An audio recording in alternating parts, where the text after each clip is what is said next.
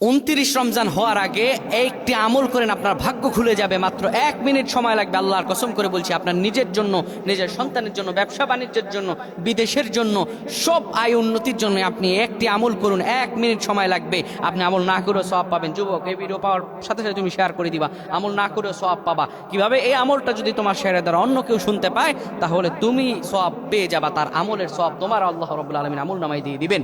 সুতরাং এই আমল আল্লাহর খাস নাম, খাস নামের আমল। আপনি যদি 29 রমজান হওয়ার আগে এই আমলটি করতে পারেন, আল্লাহ রাব্বুল আলামিন ভাগ্য খুলে দেবেন। কিভাবে আমলটি করবেন আমি বলে দিচ্ছি। প্রিয় ভাইরা আমার, ইশারের সালাত আদায় করবেন। তারাবির নামাজ আদায় করার পরে সুন্দর করে আপনি ওযু বানায় নেবেন।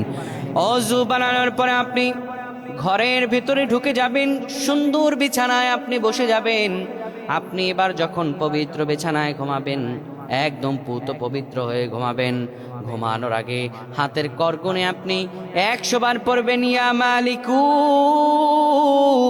এরপরে 100 বার পড়বেন ইয়া খাবিরু, এরপরে আপনি আর রহমান 100 বার পড়বেন। দুরূদ শরীফ 10 বার পড়বেন।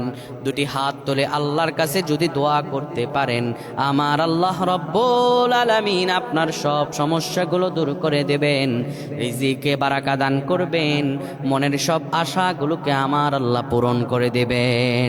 আল্লাহুম্মা আমিন।